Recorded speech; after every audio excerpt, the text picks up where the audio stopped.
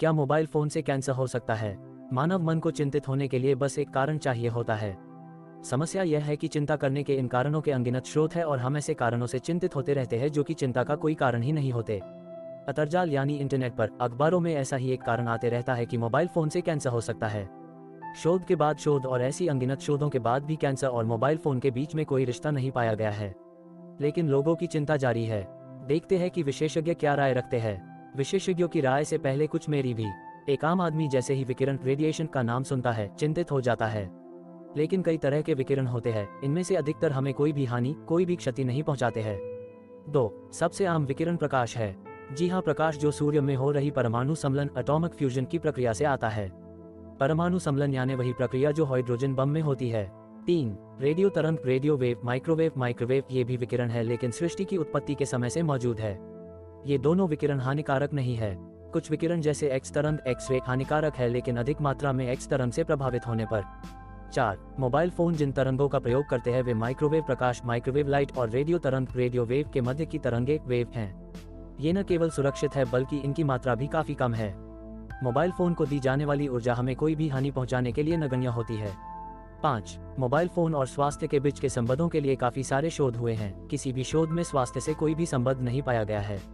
मेरा मतलब सीधे संबंध से है, ना कि मोबाइल फोन पर बातें करते हुए गाड़ी चलाने या मशीनों पर काम करने से है। 6. पिछले कुछ वर्षों में मोबाइल फोनों की संख्या पूरे दुनिया में एक विस्फोटक रूप से बढ़ी है, लेकिन उस रफ्तार से कैंसर की रफ्तार नहीं बढ़ी है।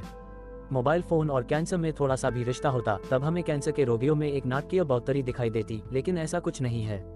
अब कुछ विशेषज्ञों की राय। क्या मोबाइल के इस्तेमाल से कैंसर हो सकता है? आपके मोबाइल फोन से निकलने वाले रेडिएशन से कितना नुकसान होता है? क्या इन रेडिएशन से ट्यूमर होने का खतरा है?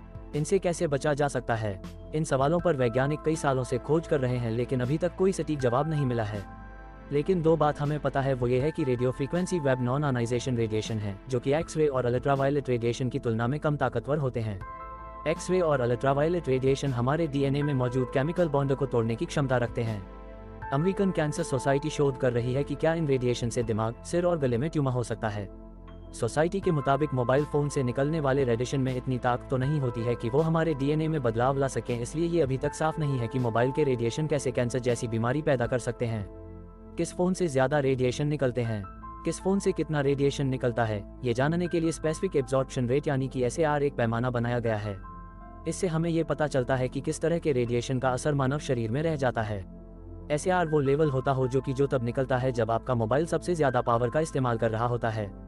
मोबाइल बनाने वाली कंपनियों को इसकी जानकारी देश के रेगुलेटरी संस्था को देनी होती है, लेकिन हमसे ज्यादातर लोग फोन खरीदते समय इस पर ध्यान नहीं देते। German federal office for data protection ने एक लिस्ट बनाई है जिसमें कई नए और पुराने स्मार्टफोन से निकलने वाले रेडिएशन की जानकारी दी गई है। सबसे ज्यादा रेडिएशन वाली लिस्ट में OnePlus और Huawei और Nokia Lumia सबसे ऊपर हैं। iPhone 7 10वें, iPhone 8 12वें और iPhone 7 Plus 15वें नंबर पर है।